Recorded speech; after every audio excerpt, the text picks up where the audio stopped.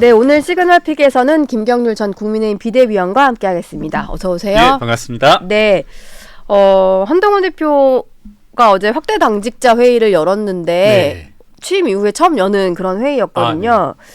근데 이런 얘기를 했습니다. 이재명 대표의 재판 결과가 나오는 11월 전에 김건희 여사와 관련한 국민적 요구를 해소해야 된다. 예. 아무래도 이게 민주당은 11월 2일부터 장외로 나간다는 거잖아요. 예.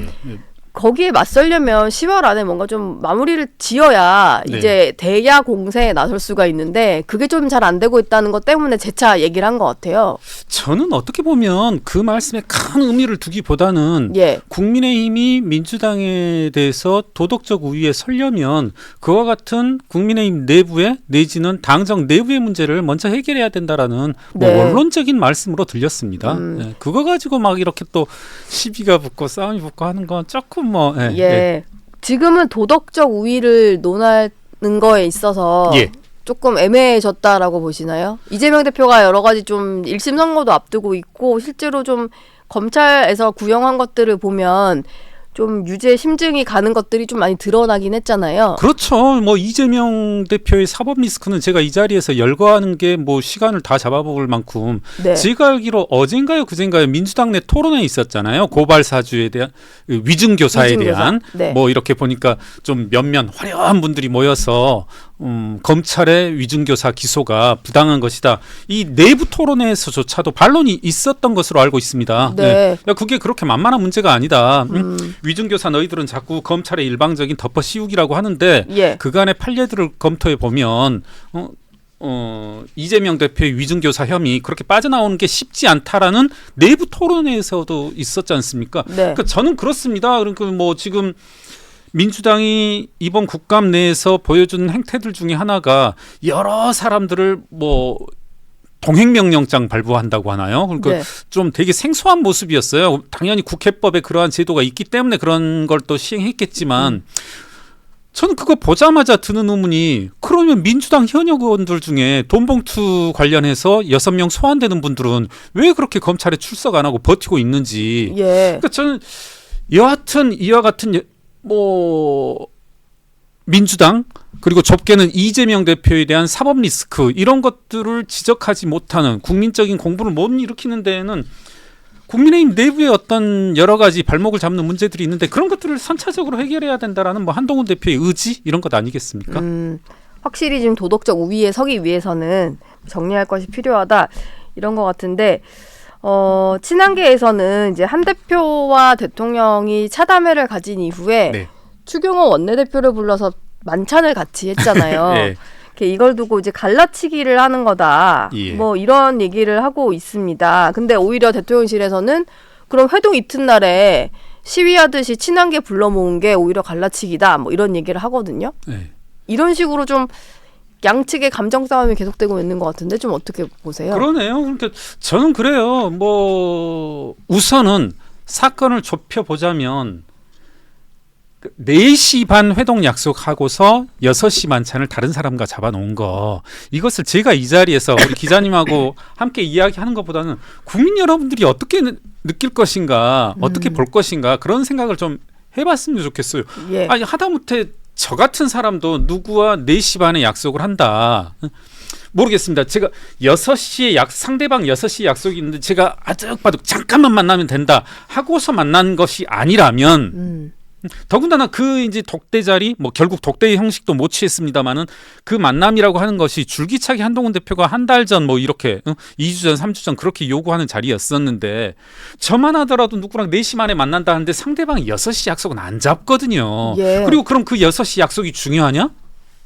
밥 먹는 거란 말입니다. 네. 그리고 이제 추경호 대표 스스로도 뭐라고 말씀하시냐면 여의도에서 밥 먹다가 불려갔다. 그게 그렇게 중요한 자리였나?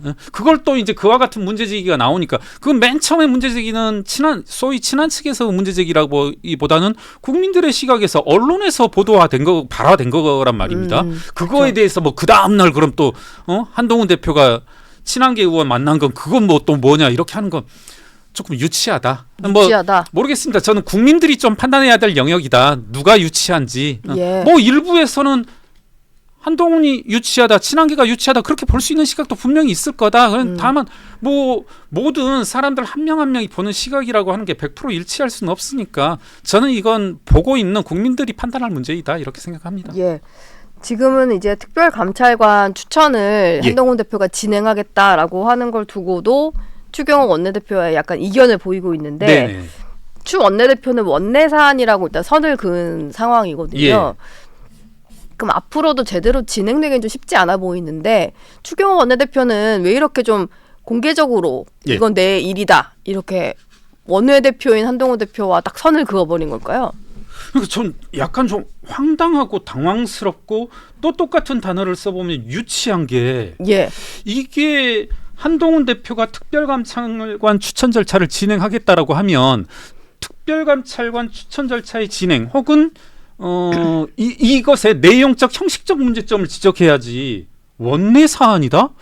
이러나요? 아버지가 저한테 아버지 저 수직 관계라 좀 불편하다라면 누가 저한테 야 학교 가서 이거 등록금 좀 내고 와 그러면 그거 학교 내 행정적인 사안이라 내 일이다 왜 네가 간섭하느냐 이럽니까? 예. 아니 예를 들어서 우리가 언론사에 지금 계시니까 어떤 총무부에서 어떤 협조 명령이 오면 이건 내 일이니까 간섭하지 마라.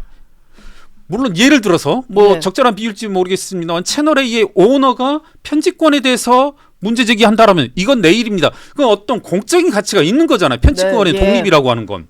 지금 그런데 하나의 정당이 공적 정당이 특정 사안에 대해서 이건 원내 사안이다라고 줄을 긋는 건 이거 너무 전 추경호 원내대표 너무 쪼잔하지 않나 이건. 예. 이거 저 무슨 말까지 또 떠오르냐면 홍준표 대구시장이 아주 종종 아주라는 말하고 종종이라는 말하고 좀 상치되긴 합니다만은 네. 용병 타령하시거든요. 네. 네. 한동훈 대표에 대해서 이야기할 때마다 용병이다. 용병. 외부로부터 네.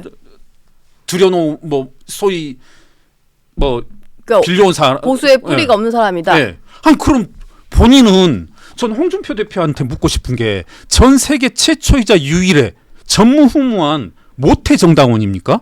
예. 태어났을 때부터 국민의힘 당원이었습니까? 예. 아니 다 외부로부터 올 수밖에 없잖아요. 그리고 외부로부터 오는 게 공당들의 어떤 본연의 해야 될 임무 아닙니까? 그쵸. 외연을 넓히기 위한? 당원 배가 사업 이런 거 하잖아요. 그렇죠. 네. 네. 여기가 무슨 회원제 프리미엄 매장도 아니고. 예.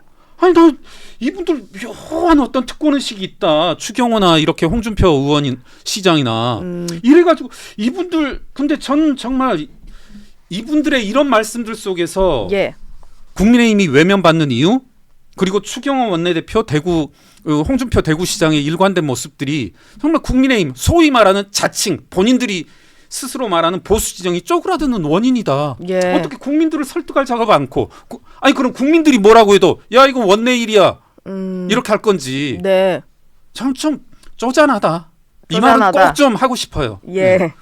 조금은 정치가 무엇인지 국민들의 목소리를 들으려고 하지 않고 심지어는 본인 소속 정당의 대표의 언급조차도 원내 사안이다. 이거 뭐 하겠다는 분이신지 모르겠어요. 예. 지금 추경호 원내대표도 그렇고 여러 가지 친윤계와 친한계 간에 좀 갈등이 좀 많이 비춰지는 것 같은 상황인데 요것도 하나 여쭤보겠습니다. 김여사 특검법과 관련해서 윤 대통령은 의원들이 생각이 바뀌어서 야당의 입장을 취한다면 나로서도 방법이 없지 않냐 이렇게 답을 했다고 알려져요. 네네. 이건 좀 어떤 의미로 해석을 해야 될까요? 저는 그렇게 봅니다. 지금 이제 1년에 어제 그제 이렇게 소위 회담 이후에 1년의 모습들을 보면서 이재명 대표도 오늘 깡패들 싸움이냐 이런 식으로 네. 어떻게 보면 이재명 대표 입장에서 보기 좋죠. 본인 이제 사법 리스크는 눈앞에 다가와 있는데 여권의 이런 지리멸렬한 모습을 보는 모습이 즐겁기조차 할 텐데 네. 저는 그렇게 보는 게 뭐냐면 이 문제의 핵심이라고 하는 것은 어떤 특정 사안에 대한 입장의 차이가 아니다. 그러니까 약간 저의 말씀이 말장난처럼 들릴 수도 있겠지만은 문제를 문제로 인식하지 못하는 일련의 그룹과 네. 그것에 대해서 그걸 짚고 넘어가야 그걸 풀어내야 국민들로부터 지지를 얻어낼 수 있다고 하는 사람들의 지금 싸움 아닌가. 결국은 전 김여사 특검법이다. 김건희 여사를 둘러싼 많은 의혹들에 대해서 용산의 기본적인 시각, 대통령의 기본적인 시각은 문제될 게 없다는 거 아닙니까? 사실 네. 여러 차례 뭐 익명을 빌려서도 많이 말씀이 나오고 있는데 그런 시각과 지금 한동훈 대표는 그 문제를 해결하지 않고서는 멀리는 국민의힘의 재집권 그리고 짧게 지금 당장의 여론의 지지, 국민들의 지지는 무망하다 이런 시각의 차이거든요. 그래서 저는 결국은 이 둘이 뭐 어제 회식을 했네, 오늘 만났네, 뭐 또 누가 만났네, 8명이네, 7명이네 이런 문제가 아니라 예. 문제를 문제로 인식하지 못한다는 거. 그러면 윤 대통령께서 뭐라고 하셨냐면 도를 맞더라도 가겠다. 저는 참 이게 그럼 누가 문제인 건지, 돌을 던지는 국민들이 문제라는 건지, 전 그렇게도 들리더라고요. 지금 근데 그 말이 좀 저도 보면서 그 돌을 누가 던지는 건가라는 생각이 들었던 게 돌을 맞더라도 가겠다. 네. 뭐 국민들을 위해서 뭔가 정치를 하겠다. 이런 얘기였단 말이에요. 그러면 국민들이 돌을 던지지면 난 국민들만 보고 가겠다. 뭐 이런 거라서 네. 좀 상충된다는 느낌은 들었거든요. 아니, 그러니까 저는 그런 생각이 들더라고요. 그러니까 예를 들어서 고속도로를 역주행하는 차량이 있어요. 그 예. 사람한테 돌을 던질 경우에 나는 그러더라도 역주행하겠다. 이런 경우가 있을 테고 네. 또 하나는 본인은 어떤 여론은 지금 나를 받아들이지 않겠지만은 역사적인 전진을 위해서 한 발 한 발 가겠다. 이런 긍정적인 의미, 부정적인 의미가 있을 텐데 예. 김건희 여사 특검을 맡겠다. 김건희 여사와 관련된 여러 명의 용산 대통령실 내 일종의 농락적 행위들을 나는 돌을 맞더라도 가겠다. 이런 의미인 건지 예. 아니면 뭐가 과연 어떤 점이 어떤 사안이 국민들로부터 돌을 맞더라도 계속 하겠다는 것인지 조금 의문이더라고요. 예. 그 말에 또 그런 생각을 드셨군요. 김 전 비대위원께서 국민의힘 비대위원으로 예. 활동하실 당시에도 사실 김건희 여사 리스크는 있었고 네네.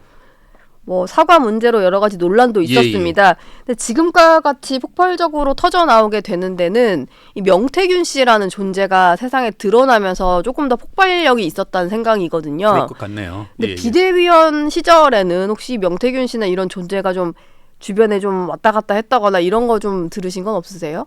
그러니까 명태균 씨라는 이름으로 제가 이름도 들어본 바 없고 뭐 예.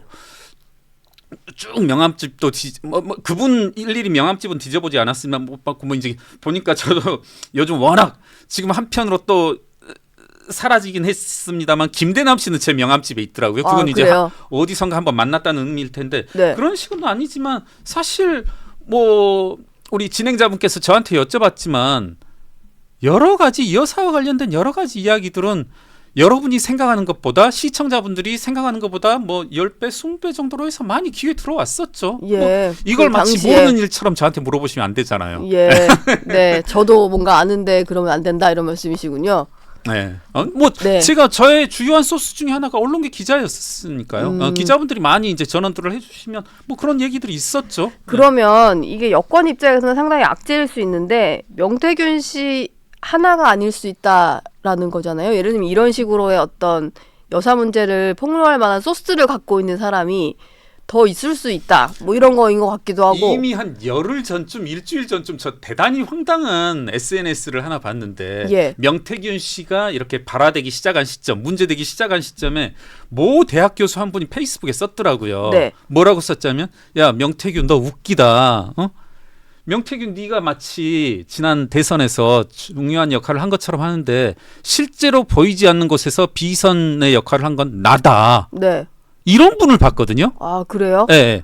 이게 그분이 농담식으로 뭐 패러디도 아니고 참고로 그분은 과거 박근혜 정권 때도 자기 중요한 역할을 했다 그런 식으로도 썼던 분이시거든요. 예. 그렇다면 저는 뭐 이게 정말 아까 지적하셨던 것처럼 어디에서 어떤 방식으로 튀어나올지 모른다. 지금 그동안 뭐 이른바 서울의 소리 유튜브 방송 네. 그리고 모 언론사 기자분들 그리고 뭐 지금 나오고 있는 뭐 김대남이다 누구 명태균이다 이런 녹취록이 진짜 4명만 있어서 4명이 공교롭게도 우연히 터진 것인지 아니면 다른 모든 사람들도 있을지 예.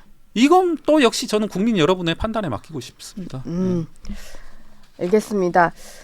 문다혜 씨 얘기도 좀 해볼 텐데요. 음주운전 사고를 내서 뭐 경찰 조사도 받고 좀 물의를 일으킨 문재인 전 대통령의 딸 다혜 씨가 이번에는 오피스텔 불법 숙박업을 했다고 해서 예. 여러 가지 기사가 좀 쏟아지고 있는데 이미 뭐 제주도에서 했던 주택도 네. 미신고 불법 숙박업이다 이런 내용이었고 이번에는 영등포에서 운영하고 있는 것도 네. 영등포구청이 어느 정도 문제가 있다고 보고 경찰에 수사 의뢰를 한다고 하더라고요. 이게 한 번 정도면은 모르고 했나 보다 할 수 있는데 여러 번 발견이 되면 알고도 네. 안 들킬 줄 알고 했다 이런 생각이 좀 들어요. 먼저 시청자분들 상대로 제가 제 자랑 하나만 잠깐 해보면 예. 작년 초인가요? 작년 초로 기억을 하는데 이 평산 책방 관련해서 어떤 일이 있었냐면 네. 그거 제가 발견하고 제가 공론화한 건데 뭐라 기억나실지 모르겠는데 평산 책방이라는 그 비영리 법인을 만들어서 예. 책방 사업을 할 거다. 그런데 정작 책방을 문을 열어놓고 보니 몇몇 이제 뭐 친문 지지자분들께서 서점에 가서 나 이렇게 책을 샀다 하면서 카드 전표를 이렇게 쭉 한 적이 있거든요. 네. 그런데 이제 그분들이 큰 실수를 한 게 뭐냐면 사업자 등록번호를 보면 이게 비영리 법인인지 영리 법인인지 영리 목적의 개인인지 다 드러나요. 아 영수증에 다 그런 게 표기가 되어 있으니까. 사업자 번호에 나와요. 그런데 이제 이게 좀 자랑이 되고 본인이 가서 책을 산 평산 책방에서 책을 산 그 구매 전표가 문재인 대통령에게 뭔가 뿌듯함을 알려주려면 사업자 번호를 지우고 넣었어야 되는데 사업자 번호 보면 그게 이제 개인 영리 목적 사업자의 카드 전표였단 말입니다. 네. 그러니까 결국 뭐였었냐면 정말 이럴 때 쓰는 게 이제 뭐 양두구육이라고 하나요? 네. 본인은 야 이거 공익 목적의 법인을 만들어서 책방 사업을 할 거야 해놓고서는 이게 모두 다 개인 영리 목적이 그거였지 않습니까? 예. 그래서 이제 문제 제기하니까 이제 뭐라고 말도 안 되는 변명하다가 또 그 변명도 드러나고 하니까 한 뭐 일주일 2주 가량 지나서 이제 폐업을 한 것이 있었는데 네. 왜 그런 말씀을 드리냐면 지금 그것과 똑같거든요. 예. 그때 그거 알아야 할 수 있는 거지 모르면 못 하는 거거든요. 지금 이것도 모르는 사람이 실수로 이렇게 할 수 있겠어요. 네. 알고 주도 면밀하게 법망을 피하기 위해서 한 것이지. 예. 이런 행위를 우리가 예를 들어서 빨간불에 건너는 건 깜빡 실수했습니다. 저 지금 전화 받고 가다 했습니다 하는 건데 이건 의도가 있지 않고선 불가능하고 그 법리를 알지 않고선 피해가지 못하는 거거든요. 예. 이건 실수의 것이 아니다. 더군다나 2번 연속 이러고 제가 이 자리에서 한번 말씀드렸던 것 같은데 제가 지금 계속 강원도 그리고 충주 쪽 3천만 원짜리 4천만 원짜리 지금 아파트를 보고 있거든요. 예. 근데 그거에도 이런 법들이 저촉될 여지가 있어요. 네. 그리고 어떻게 보면 일반 국민들은 상당히 민감하게 실제로 제가 이런 것들 다 아까 말한 제 개인적 이유 때문에 보거든요. 네. 근데 이런 것들로 인해서 많은 국민들이 또한 뭐랄까요? 뭐 피해라면 피해? 법률의 규제의 어떤 뭐 그런 것들을 호소하는 면이 많거든요. 네. 그런데 왜 이렇게 문다혜 씨만은 이런 일이 벌어지는지 그리고 더군다나 이런 말씀까지 그렇지만 이때는 어딥니까? 양평동 숙소를 매입하고 할 때는 그런 명목으로 본인이 청와대 들어가서 살 때잖아요. 예. 시기가 그렇게 되나요? 그렇습니다. 제가 네, 알기로는 네. 그렇습니다. 아니 어떻게 보면 제가 알기로 한번 그건 찾아봐야 되긴 하겠지만은 문재인 대통령 입장에서 우리 딸이 들어와서 어떻게 보면 좀 기거할 곳이 마땅찮아서 청와대에 같이 산다 이렇게 했는데 지금 이 사건이 드러나면 이제 이걸 어떻게 해석해야 되겠습니까? 어떻게 보면 본인이 개인적으로 부담해야 될 숙박비 여러 가지 뭐 음숙 비용을 국민들이 세금으로서 청와대에 같이 함께 기거하면서 들어갔고. 정작 있어야 될 예. 집은 영리 목적의 불법적인 대여 행위를 했다라는 것은 참 이것은 좀 보기 안 좋다. 네. 네.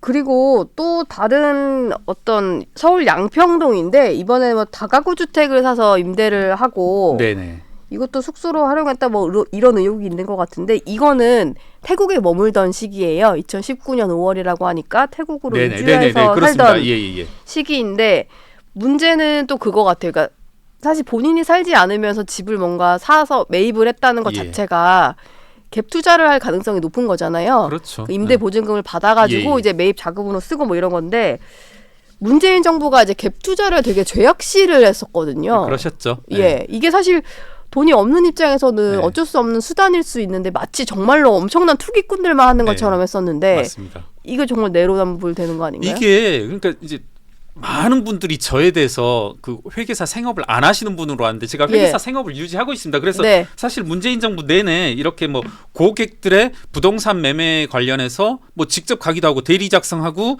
대리인으로서 뭐 구청에도 가고 했는데 사실상 매입을 못하게 해버렸거든요. 일일이. 예. 예를 들어서 저는 이게 국민적인 정서 여러분 예전에 한번 이런 거 기왕에 말씀 나온 김에 예전에는 가급적이면 부부끼리는 좀 집을 공유해라. 그게 이제 네. 요즘 다시 이제 그런 조언들이 나오는데 실제로 많이 했었거든요. 과거 한 10년 전만 하더라도 알만한 사람, 되게 깨어 있고 개방적인 사람한테도 네. 아니, 형님, 형수님하고 2분의 1씩 공유하십시오.